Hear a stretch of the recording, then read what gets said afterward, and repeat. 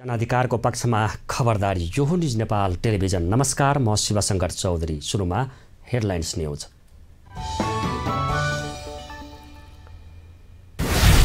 फौजदारी कार्यविधि संहिता अध्यादेश राष्ट्रपति कार्यालयमा पुगेपछि राजनीति, कानुनी र मानवाधिकार क्षेत्रमा नयाँ तरङ्ग। कानुनी परामर्शमा राष्ट्रपति। एक दिन भए पनि सर्वोच्चमा फर्किने निलम्बित प्रधान न्यायाधीश जबराको इच्छा अधुरै। महाअभियोगको कलङ्क बोकेर अनिवार्य अवकाश।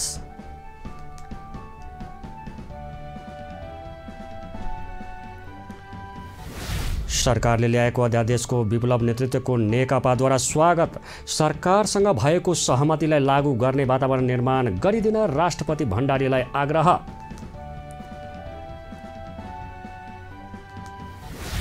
निर्वाचन आयोगले निर्वाचनको अन्तिम परिणाम बुधबार सार्वजनिक गर्ने।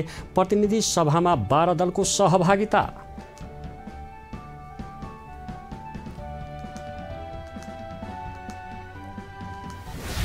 तीव्र प्लटिङका कारण कास्कीमा धान उत्पादनमा कमी। धान फल्ने फाँट सिमेन्टका कङ्क्रिटले भरिए।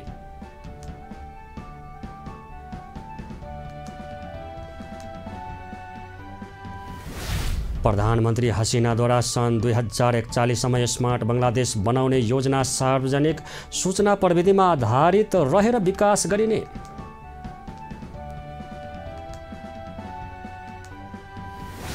र बङ्गलादेशमा आयोजना हुने पुरुष भलिबल च्याम्पियनसिपको खेल तालिका सार्वजनिक। नेपाल उद्घाटन खेलमा आयोजकसँग भिड्ने।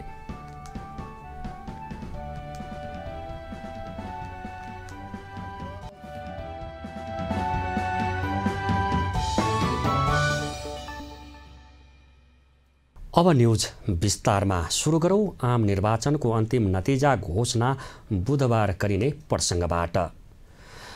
निर्वाचन आयोगले प्रतिनिधि सभा सदस्य तथा प्रदेश सभा सदस्य निर्वाचन 2079 को बुधबार अन्तिम नतिजा घोषणा गर्ने भएको छ। मङ्सिर 4 गते एकै चरणमा भएको निर्वाचनको अन्तिम नतिजा घोषणा गर्न भोलि मङ्सिर 28 गते बुधबार मध्याह 1:30 बजे पत्रकार सम्मेलन आयोजना गरिएर आयोगले सार्वजनिक गर्ने जनाएको छ। मङ्सिर 4 को निर्वाचनमा प्रतिनिधि सभातर्फ 165 र प्रदेश सभातर्फ 330 क्षेत्रमा निर्वाचन भएको थियो। यसपटकको निर्वाचनमा प्रत्यक्षतर्फ 84 र समानुपातिकतर्फ 49 दलले भाग लिएका थिए। प्रतिनिधि सभामा काङ्ग्रेस, एमाले, माओवादी केन्द्र, रासोपा, राप्रपा, जसपा, लोसपा लगायत 12 दलले प्रतिनिधित्व गर्ने पाउनेछन्। आयोगले निर्वाचन अन्तिम नतिजा घोषणापछि राष्ट्रपतिलाई बुझाउनेछ। त्यसपछि राष्ट्रपति विद्यादेवी भण्डारीले नयाँ सरकार गठनका लागि आह्वान गर्नुहुनेछ। सरकारले विभिन्न राजनीतिक समूहका मुद्दा फिर्ताका लागि अध्यादेश ल्याउने निर्णयको सर्वत्र आलोचना भएको छ। नागरिक समाज सर्वसाधारणले यसको विरोध गर्नु त स्वाभाविकै हो। तर विगतमा कैलालीको टिकापुरका थारू समुदायलाई बिना कारण जेलमा राखिएको र म न्याय दिलाउँछु भन्दै कैलाली पुगेर भाषण गर्ने एमाले र काङ्ग्रेसका नेताहरूले चाहिँ अध्यादेशको विरोध गर्नुको भने कुनै औचित्य छैन। एक रिपोर्ट।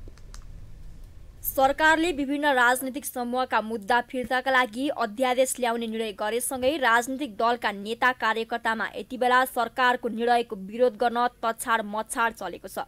कसले सरकार विरुद्ध अलि बढी चर्को विरोध गर्ने भन्ने तछाड मछाड चलेको हो। सत्तारूढ कांग्रेसका नेताहरूले सरकारको कदमको विरोध गरेका छन् भने प्रमुख विपक्षी दल नेकपा एमालेका नेताहरूले सामाजिक सञ्जाल मार्फत सरकारको कदमको विरोध गरेका छन्। यसबारे न सत्तारूढ दलले पार्टीको आधिकारिक धारणा सार्वजनिक गरेका छन् न त एमालेले नै। खाली व्यक्तिगत रूपमा सामाजिक सञ्जालमा विरोध भएको छ। कांग्रेस महामन्त्री गगन थापासँग पराजित हुनुभएका एमाले नेता डाक्टर राजन भट्टराईले त अध्यादेश रेशम चौधरी मात्र नभई रौतहटमा इट्टा भट्टामा मानिसलाई जिउँदै जलाएको आरोपमा थुनामा रहेका मोहम्मद अफ्ताब आलम छुटाउन ल्याउन लागेको भन्दै विरोध गर्नु भएको छ। एमालेका अर्का केन्द्रीय सदस्य विष्णु रिजालले त प्रधानमन्त्री प्रति आक्रोश पोख्नु भएको छ। उहाँले भन्नुभएको छ, इतिहासमै जम्बो मन्त्री परिषद बनाएर सांसद किनेर राजाका बलमा आफ्नै पार्टी फुटाएर अध्यादेशका आधारमा अर्काको पार्टी फुटाएर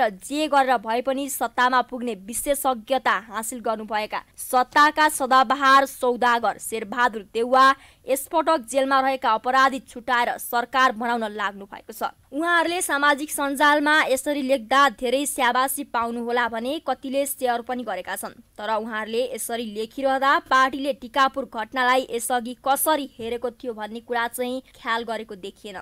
वैशाखमा स्थानीय तहको निर्वाचन अघि अर्थात् वैशाख 22 गते कैलालीको बौनियामा आयोजित चुनावी सभालाई सम्बोधन गर्दै एमाले अध्यक्ष केपी शर्मा ओलीले रेशम चौधरीलाई बिना कारण जेलमा राखेको बताउनु भएको थियो। अध्यक्ष ओलीले भन्नुभएको थियो, रेशम चौधरी र थारू नेताहरूलाई जेल हाल्नुपर्ने कुनै कारण छैन। 1000 मान्छे मारिए, उनीहरूले जेलमा हुनु परेन। तर थारू नेताहरूमाथि सरकारले हुँदै नभएको मुद्दा लगाएर थुनेर राखेको छ। मलाई थाहा छ यहाँका थारू नेता जेलमै छ। अनेकौं 1000 मान्छे मरे, जेलमा हुनु परेन। यहाँ हुँदै नभएको मान्छेलाई मुद्दा लगाएर, अर्को मान्छेलाई मुद्दा लगाएर यहाँ हुँदै नभएका रेशम चौधरी त्यस बेला यहाँ थिएनन्, उनलाई मुद्दा लगाउनु पर्ने कुनै कारण थियो? मैले थारू समुदायसँग, थारू समुदायका नेताहरूसँग 6 बुँदे सम्झौता गरेर ती समस्याहरूको समाधान गरौँला भनेर प्रतिबद्धता जनाएको थिए, सम्झौता गरेको थिए। तर सरकार गयो। अहिलेको सरकारले 10 महिनासम्म कुनै समस्याको समाधान गरेन। कुनै समस्याको भोटको राजनीति गर्छ, समस्या समाधान गर्दै। थारू कल्याणकारीलाई बोलाएर मैले सहमति। त्यस्तै नेपाली कांग्रेसका महामन्त्रीहरू र केही नेताहरूले पनि सरकारको यो कदमको विरोधमा उत्रिनु भएको छ। विशेष गरी पार्टी संसदीय दलको नेतामा सभापति शेरबहादुर देउवालाई टक्कर दिए घोषणा गर्नुभएका महामन्त्री गगन थापा पक्ष सरकारको विरोधमा उत्रिएको छ। महामन्त्री द्वय थापा र विश्वप्रकाश शर्माले अध्यादेश ल्याउने सरकारको कदमको विरोध गर्नुभएको छ। महामन्त्री थापाले सरकारले गरेको यो गलत निर्णयको भारी पार्टीले बोक्न नसक्ने बताउनु भएको छ। तर 2077 मङ्सिर 29 गते कैलालीको दनगढीमा आयोजित सभालाई सम्बोधन गर्दै महामन्त्री थापाले टिकापुर घटनामा अन्यायमा परेका साथीहरूलाई न्याय दिने बताउनु भएको थियो। अनि उहाँले नेकपाको सरकार अहिले के गरिरहेको छ भन्दै प्रश्न समेत गर्नु भएको थियो। यो प्रदेशको थारू साथीहरूले बुझ्नुपर्छ। आज नेपाली कांग्रेस चाहन्छ हिजो टिकापुरको त्यो घटनालाई हामी त्यो घटनालाई बिर्सन्नौं, तर त्यो घटनाको दुःखद पक्षलाई सम्झँदै त्यसबाट सिक्दै हाम्रो आफ्नो सबै समुदायको बीचमा सद्भाव कायम गर्दै आज त्यहाँभित्र अन्यायमा परेका साथीहरूलाई न्याय दिलाउनु पर्छ भन्ने पक्षमा नेपाली कांग्रेस छ। यो बेलामा यो घटनालाई अब नतन्काएर यसको हल खोज्नु पर्ने होइन, तर सरकारमा रहेको नेपाली कम्युनिस्ट पार्टी के गरिरहेको छ बुझ्न आवश्यक छैन। विगतमा अन्यायमा परेका थारू समुदायलाई न्याय दिन्छु भन्ने गगन थापाले अध्यादेशको विरोध किन?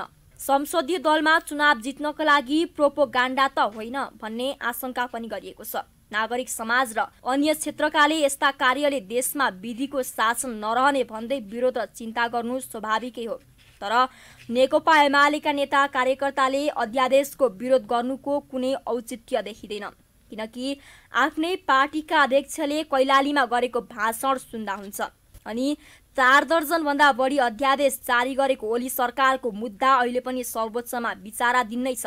अध्यादेशले देश चलाउन पाइँदैन भनेर एमालेले नबोल्दा नै हुन्छ।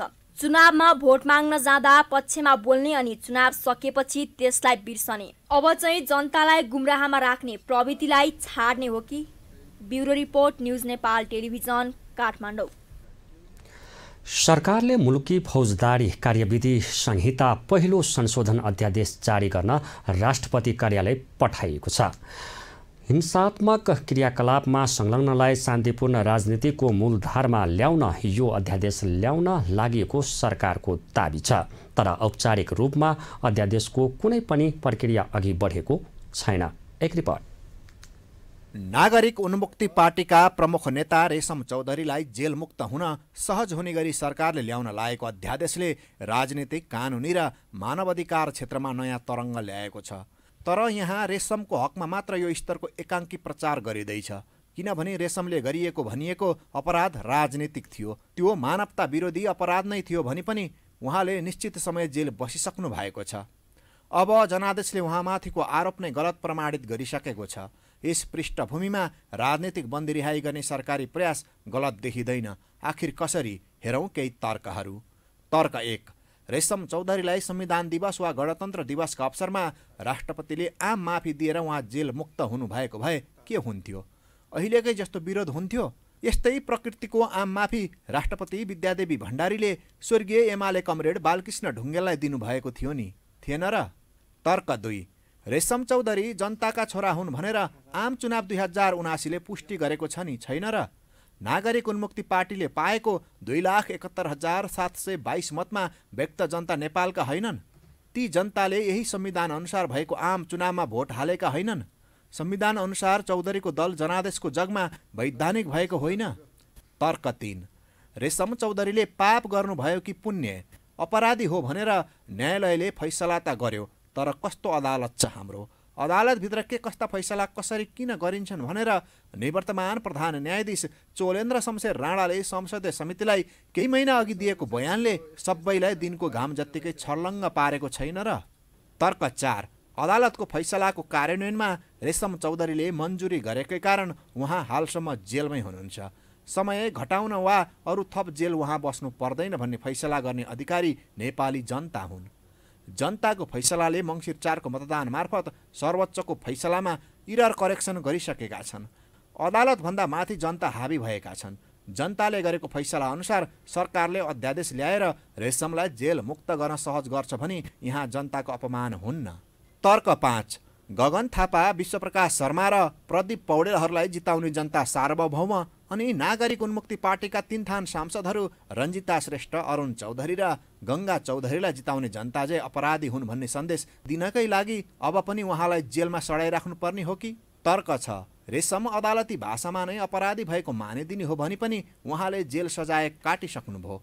अब जनादेशको बलमा उहाँ जेलमुक्त हुन लायक साबित भइसक्नु भएको छ नि, छैन र?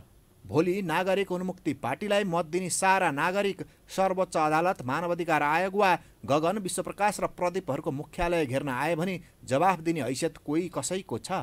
तर्क 7, जनयुद्धका खतबात शान्ति सम्झौताले माफी मिनाहा गरेर शान्तिमा बदलिन सक्ने हो भने मधेस आन्दोलनको एउटा हिस्सा टिकापुर काण्ड किन त्यही कोटीमा पर्दैन?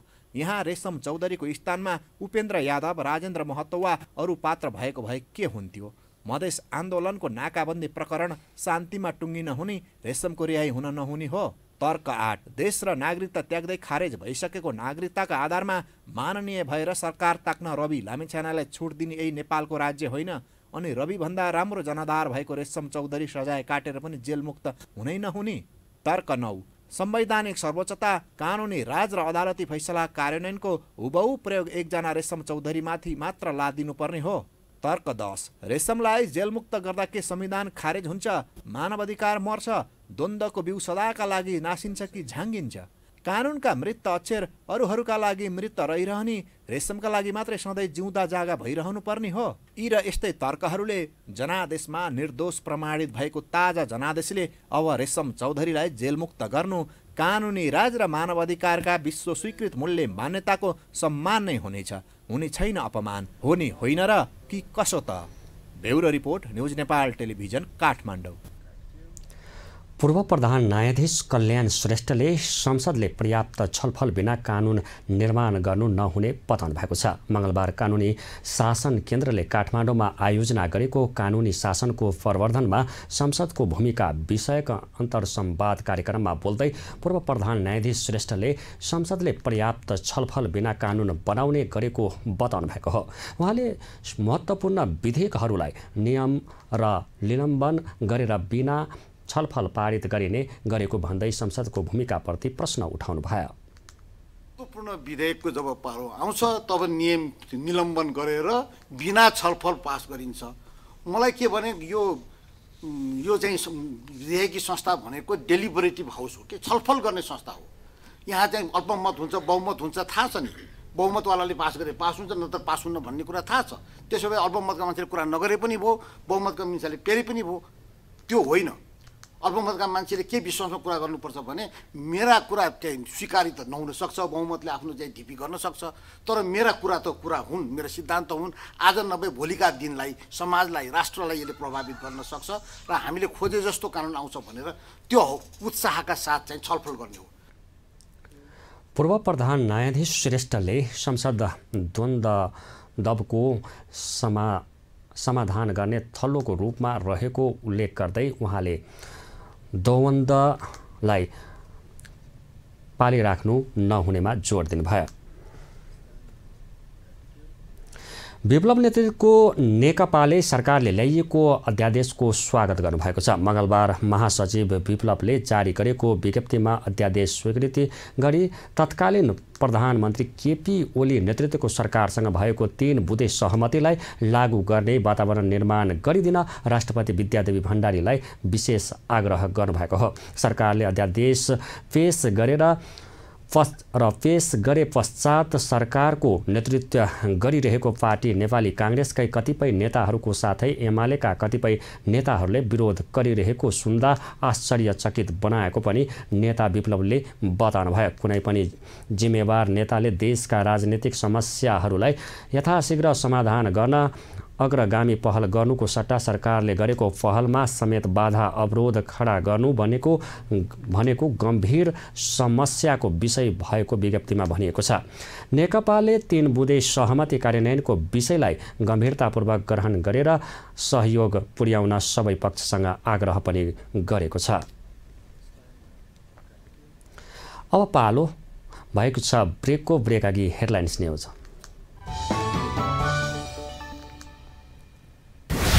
फौजदारी कार्यविधि संहिता अध्यादेश राष्ट्रपति कार्यालयमा पुगेपछि राजनीति, कानुनी र मानव अधिकार क्षेत्रमा नयाँ तरङ्ग। कानुनी परामर्शमा राष्ट्रपति।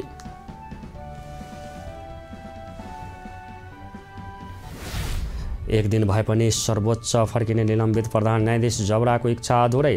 महाभियोगको कलङ्क बोकेर अनिवार्य अवकाश।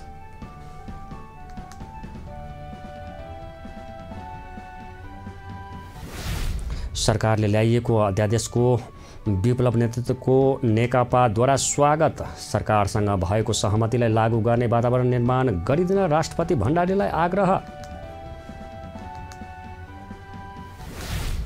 निर्वाचन आयोगले निर्वाचनको अन्तिम परिणाम बुधबार सार्वजनिक गर्ने। प्रतिनिधि सभामा 12 दलको सहभागिता।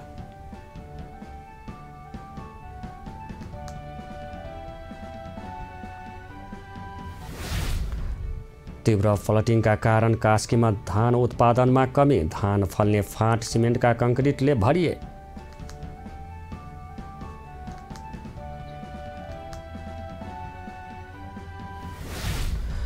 प्रधानमन्त्री हसिनाद्वारा सन् 2041 सम्ममा स्मार्ट बङ्गलादेश बनाउने योजना सार्वजनिक। सूचना प्रविधिमा आधारित रहेर विकास गरिने।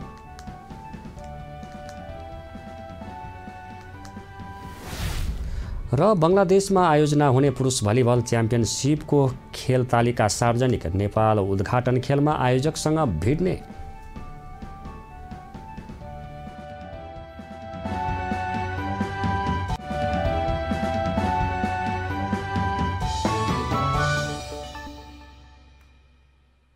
ब्रेकपछि पुनः स्वागत छ। अब बाँकी न्यूज। राष्ट्रिय सभाका अध्यक्ष गणेश प्रसाद तिमल सिन्हाले संसद सचिवालयका कर्मचारीहरूको सेवा सुविधा बढाउने अवस्था नरहेको स्पष्ट पार्नु भएको छ। संसद सचिवालयका कर्मचारीहरूले आफ्नो सेवा सुविधा वृद्धि गर्न माग गरिरहेका बेला अध्यक्ष तिमल सिन्हाको यस्तो भनाइ बाहिर आएको हो।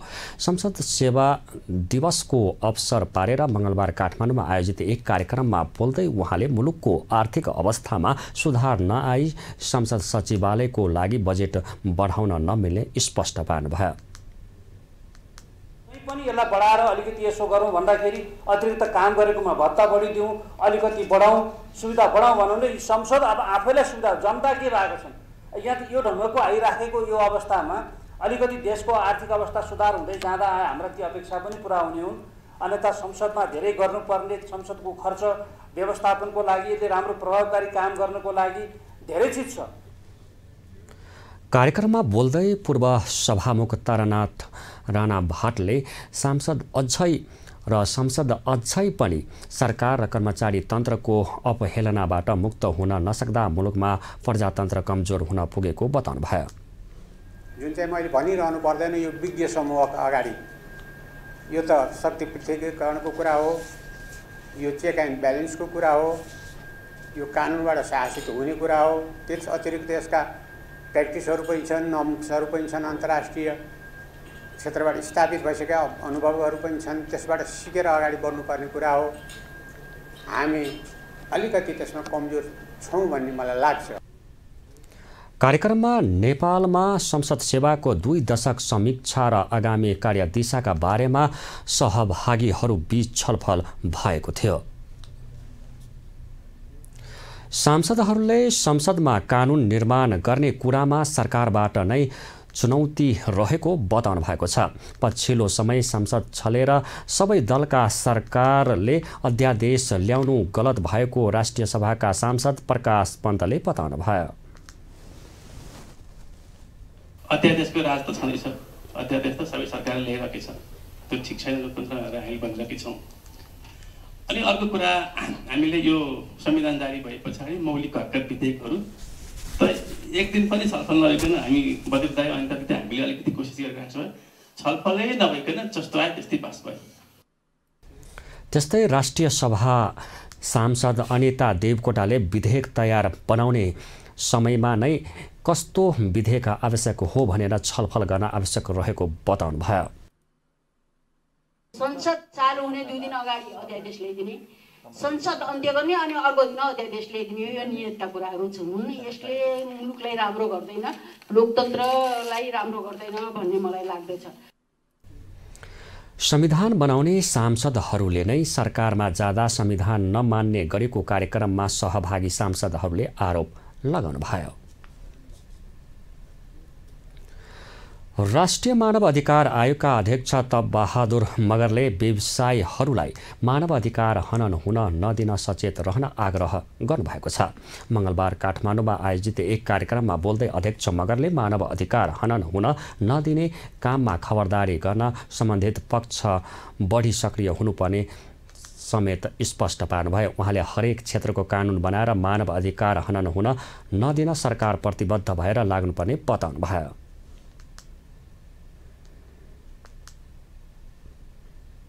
To respect the human rights, कुनै पनि किसिमले ह्युमन राइट्सको एब्युज नहोस् भनिकन कर्पोरेट हाउसको रेस्पोन्सिबिलिटी भनेको त्यो ह्युमन राइट्सको लागि उ गर्ने, रेस्पेक्ट गर्ने। त्यो चाहिँ अब रेस्पेक्ट गर्ने मिडियम के छ त, त्यो छ कि छैन त, बनेको छ कि छैन भन्दाखेरि त्यसमा पनि कुनै पनि किसिमबाट कानुन बमोजिम जुन आफूले गर्न पाउने हो त्यो जुन गर्नु पर्यो। कानुनभन्दा बाहिर जानु पाएन। गभर्मेन्ट व्यक्तिको ह्युमन राइट्स इन्फ्रिज भएको छ भने उसले त्यसलाई रेमेडी दिएर चाहिँ के कसोबाट गर्न सक्छ, त्यसले चाहिँ बिजनेसहरू चाहिँ सतर्क हुनु पर्यो।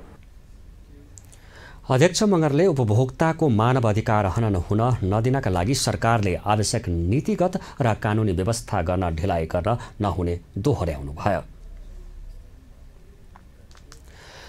निलम्बित प्रधान न्यायाधीश चोलेन्द्र शमशेर जबरा अनिवार्य अवकाश पाएर मंगलबारदेखि न्यायपालिकाको नेतृत्वबाट बाहिरिनु भएको छ।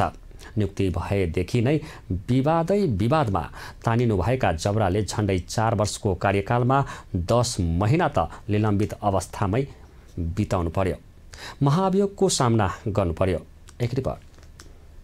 निलम्बन कायम रहेकै अवस्थामा प्रधान न्यायाधीश चोलेन्द्र शमशेर जबराको मंगलबारबाट कार्यकाल सकिएको छ। जबराले 65 वर्षीय उमेर हदका कारण सेवाबाट अनिवार्य अवकाश पाउनु भएको हो। 2075 पुस 18 गते पद तथा गोपनीयताको शपथ लिएका उहाँले प्रधान न्यायाधीशको कार्यभार सम्हाल्नु भएको थियो। महाअभियोगका कारण पछिल्लो 10 महिनादेखि सर्वोच्च प्रवेश गर्न नपाए पनि निलम्बित प्रधान न्यायाधीशकै हैसियतमा रहनुभएका जबराले न्याय सेवामा 26 वर्षभन्दा बढी समय बिताउनु भयो। न्यायमूर्तिका रूपमा न्यायालय प्रवेशसँगै विवादले पछ्याएको उहाँलाई प्रधान न्यायाधीशमा नियुक्तिदेखि बहिर्गमनसम्मै छाडेन। अघिल्लो संसदको जबरा विरुद्ध महाअभियोगको प्रस्ताव अघि सारे पनि टुङ्गो भने लागेन। जबरा नेपालको इतिहासमा महाअभियोग लागेकै अवस्थामा अवकाश पाउने दोस्रो प्रधान न्यायाधीश हुनु भएको छ। यसअघि तत्कालीन प्रधान न्यायाधीश विश्वनाथ उपाध्याय विरुद्ध पनि महाअभियोग लागेको थियो।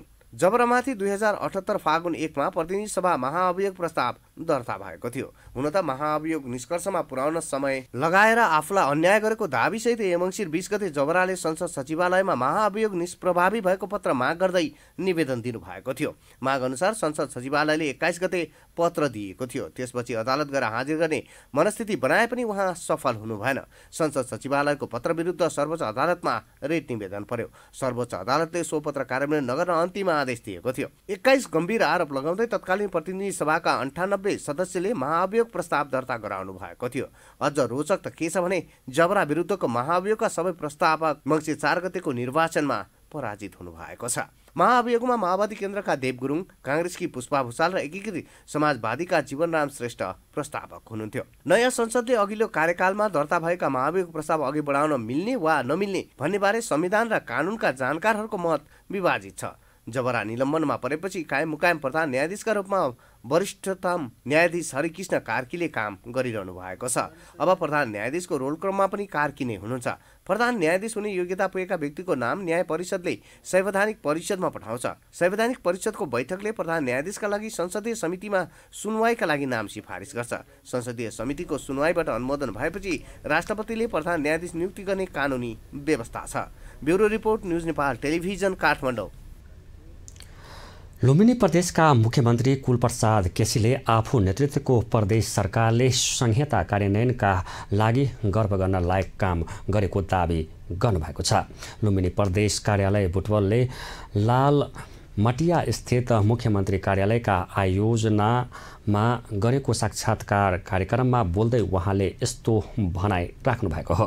मुख्यमन्त्री केसीले प्रदेशको राजधानी सार्ने अघिल्लो प्रदेश सरकारको निर्णय आफूले कार्यान्वयन गर्न सफल भएको पनि स्पष्ट पार्नुभयो। आफू नेतृत्वको प्रदेश सरकारले प्रदेशभित्र रहेको सबै जिल्लालाई जोड्ने गरी 1300 किलोमिटर पहाडी मार्ग सम्पन्न गरेको लुम्बिनी प्रादेशिक विशेषज्ञ अस्पताल तथा लुम्बिनी प्रादेशिक विश्वविद्यालय स्थापना गरेर संघीय शासन व्यवस्थालाई बलियो बनाउने दायित्व पूरा गरेको उहाँको भनाइ थियो। रामपुरदेखि रोल्पाका पातिहाल्लासम्मको 1300 किलोमिटर पहाडी मार्गलाई व्यवस्थित गर्दाखेरि उत्तर दक्षिणलाई जोड्ने रणनैतिक परिकल्पना थियो। त्यसलाई हामीले कम्प्लिट गर्ने।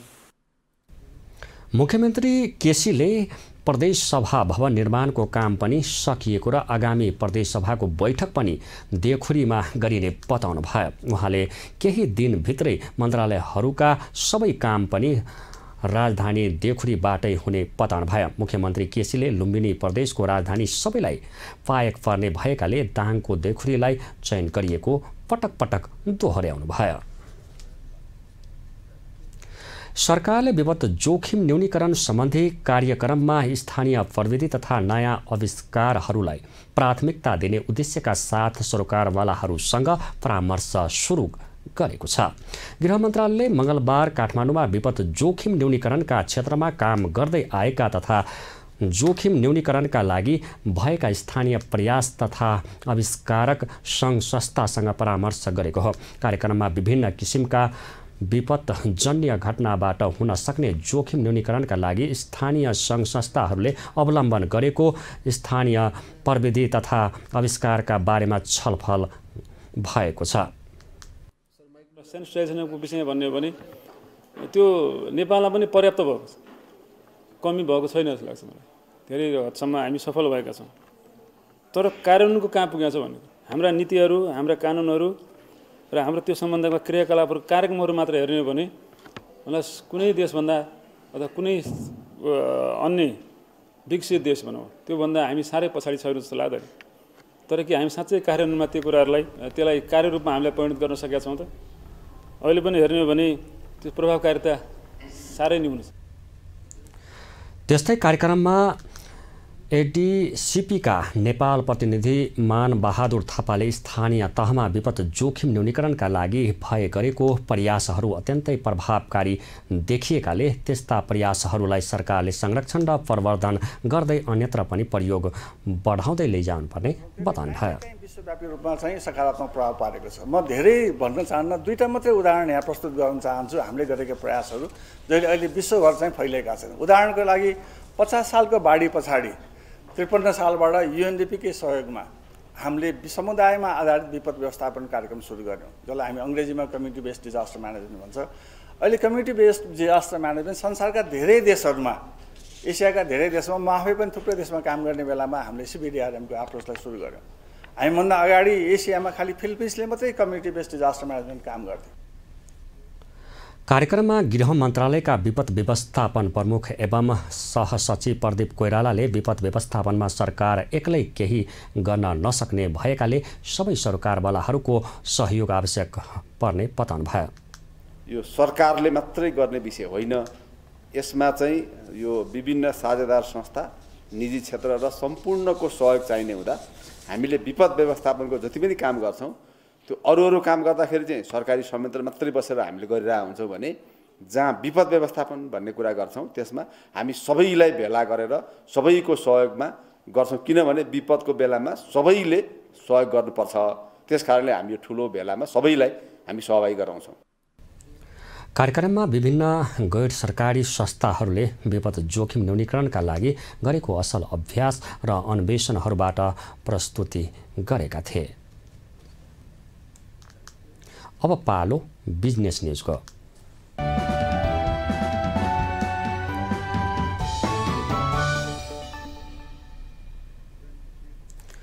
शेयर बजार मंगलबार फेरि घटेको छ।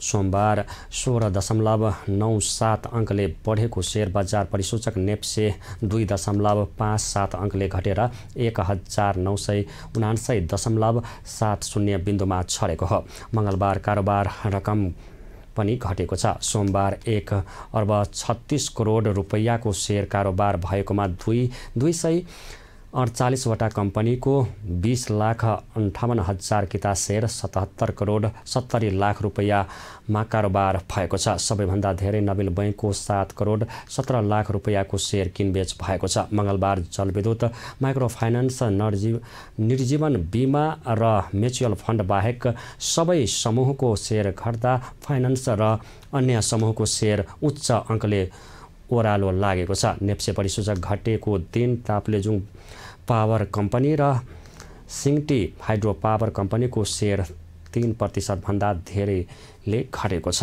समग्रमा बजार घटे पनि CYC नेपाल विद्युतको शेयर 10%ले बढेको छ। कास्की जिल्लाभर उत्पादन हुने धानमध्ये 80,000 मेट्रिक टन धान त पोखराको भुइडहर, बिरौटा, मालेपाटन र हेम्जा फाँटमा फल्ने गर्थ्यो विगतमा, तर पछिल्लो समय धान फल्ने फाँटमा सिमेन्टका कङ्क्रिट ठडिएका छन्, जसका कारण धान उत्पादन घट्दै गएको छ। एक रिपोर्ट। पोखरा कास्कीमा यो वर्ष धान उत्पादन घटेको छ। यो वर्ष यहाँको 11,200 हेक्टर क्षेत्रफलमा लगाइएको धान खेतमा जम्मा 39,000 मेट्रिक टन धान उत्पादन भएको छ, जुन अघिल्लो वर्ष 80,000 मेट्रिक टन धान उत्पादन भएको थियो। गत साउनमा कास्कीको भदौरे ठुलो खेतमा र ढुकुर पोखरीमा आएको विनाशकारी बाढी पहिरोका कारण धान खेत पुरिँदा यहाँको धान उत्पादनमा कमी आएको हो। हेम्जाका कृषक माया भण्डारीले गत वर्ष 30 मुरी धान भित्राएकी थिइन्। यो वर्ष उनको धान 15 मुरी मात्रै फलेको छ।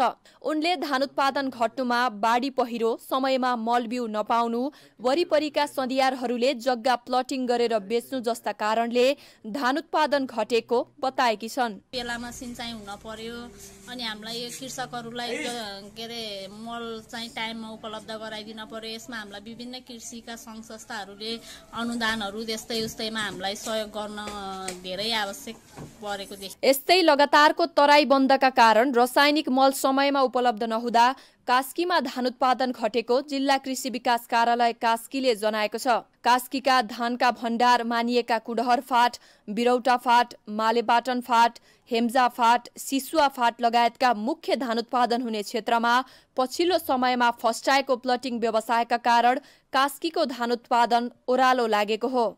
कुन क्षेत्रमा आवास र कुन क्षेत्रमा कृषि क्षेत्र भनेर प्रष्ट किटान नगरिदिँदा कास्कीको धान उत्पादन हुने खेत मासिँदै गएको जिल्ला कृषि विकास कार्यालय कास्कीले जनाएको छ।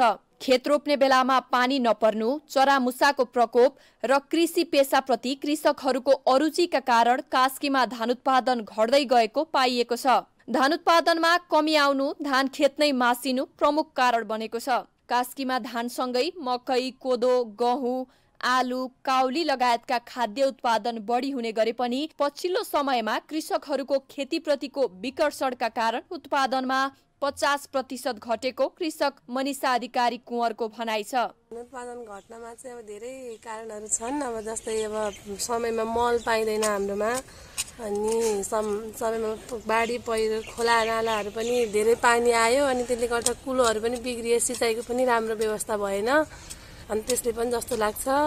अनि अब अहिले धेरै अब सहरीकरण भएको छ, सबै ठाउँ ठाउँमा प्लटिङहरू भएका छन्, त्यसले पनि हो जस्तो लाग्छ। यस्तै समस्याहरू आइरहने हो भने त खै कृषि गरेर जीविकोपार्जन गर्न सकिन्छ जस्तो लाग्दैन मलाई त। महाशाखा प्रमुख वरिष्ठ कृषि विकास अधिकृत मनोहर कढरियाले पोखरा महानगरपालिकामा पछिल्लो समयमा खेतीयोग्य भूमिहरू बिस्तारै गैर कृषि प्रयोजनको लागि बढ्दै गएको बताउनु भयो। पछिल्लो समय चाहिँ यहाँका खेतीयोग्य भूमिहरू चाहिँ बिस्तारै गैर कृषि प्रयोजनको लागि बढ्दै गएको, प्लटिङको बढ्दै गरेको, घडेरीहरू, घरहरूको सङ्ख्या बढ्दै जाँदाखेरि चाहिँ हिजो जहाँ चाहिँ उत्पादन प्रशस्त हुने फाँटहरू, सिँचाइका सुविधाहरू भएका क्षेत्रहरू थिए, ती चाहिँ क्रमशः घट्दै गएको। कास्कीमा धान उत्पादन घट्नुको मुख्य कारण गत साउन महिनामा आएको बाढी पहिरो नै भएको र त्यसले धानखेत बगाएर छेद विच्छेद पारेकाले उत्पादन घटेको कृषि सेवा केन्द्रले जनाएको छ। यसैगरी धान उत्पादन घट्दै जाने र कृषकको खेतीप्रतिको विकर्षण बढ्दै जाने हो भने पक्कै पनि अबका केही वर्षमा खाद्यान्नको खडेरी नलाग्ला भनेर भन्न सकिँदैन। अब पालो इन्टरनेसनल न्युजको।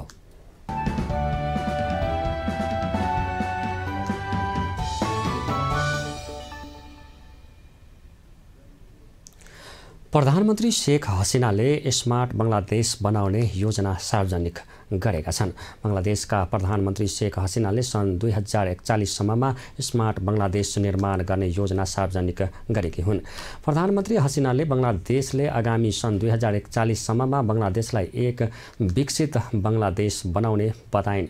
यस सम्बन्धी कार्ययोजना सार्वजनिक गर्दै प्रधानमन्त्री हसिनाले भनिन्, हामीले सन् 2041 सम्ममा हाम्रो बङ्गलादेशलाई विकसित बनाउने छौँ र बङ्गलादेश स्मार्ट बङ्गलादेश हुनेछ। स्मार्ट बङ्गलादेश निर्माणका लागि स्मार्ट नागरिक, स्मार्ट अर्थतन्त्र, स्मार्ट सरकार र स्मार्ट समाज पनि आवश्यक रहेकोमा जोड दिँदै यी कार्यहरू सुरु गर्ने बताइन्। उनले हरेक नागरिकले कुनै न कुनै सिप सिक्नुपर्ने र दक्ष बन्नुपर्ने भन्दै यहाँका हरेक नागरिकले प्रविधिको प्रयोग गर्नुपर्नेमा जोड दिइन्। उनले सूचनामा आधारित समाजको निर्माणमा जोड दिँदै यहाँका अर्थतन्त्र पनि सूचना प्रविधिमा आधारित रहेर विकास गरिने बताइन्। अब पालो स्पोर्ट्स न्युजको।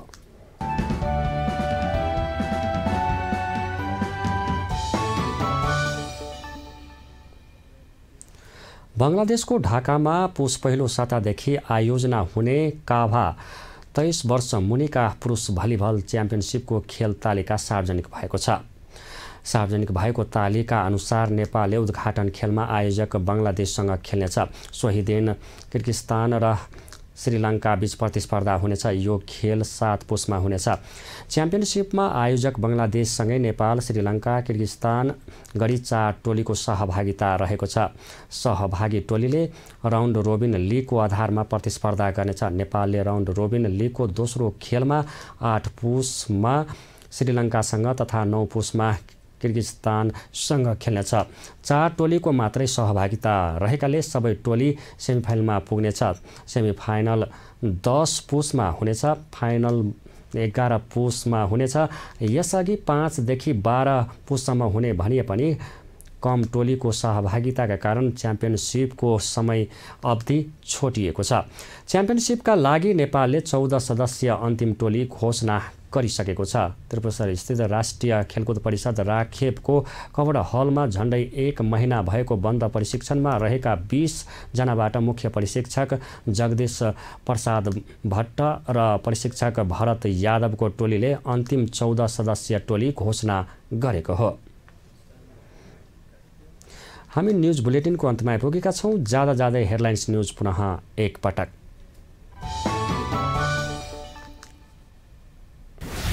फौजदारी कार्यविधि संहिता अध्यादेश राष्ट्रपति कार्यालयमा पुगेपछि राजनीति, कानुनी र मानवाधिकार क्षेत्रमा नयाँ तरङ्ग, कानुनी परामर्शमा राष्ट्रपति।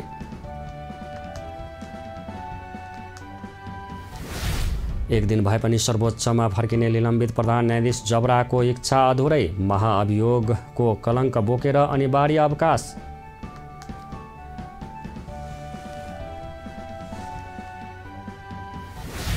सरकारले ल्याएको अध्यादेशको विप्लव नेतृत्वको नेकपाद्वारा स्वागत, सरकारसँग भएको सहमतिलाई लागू गर्ने वातावरण निर्माण गरिदिन राष्ट्रपति भण्डारीलाई आग्रह।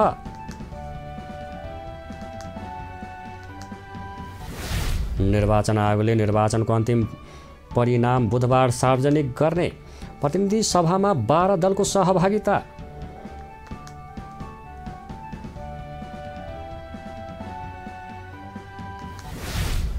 तीव्र पल्टिङका कारण कास्कीमा धान उत्पादनमा कमी, धान फल्ने फाँट सिमेन्टका कङ्क्रिटले भरिए।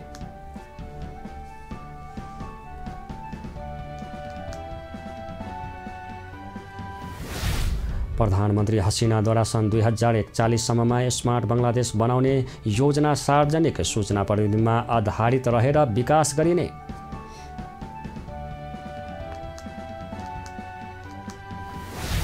र बङ्गलादेशमा आयोजना हुने पुरुष भलिबल च्याम्पियनसिपको खेल तालिका सार्वजनिक, नेपाल उद्घाटन खेलमा आयोजकसँग भिड्ने।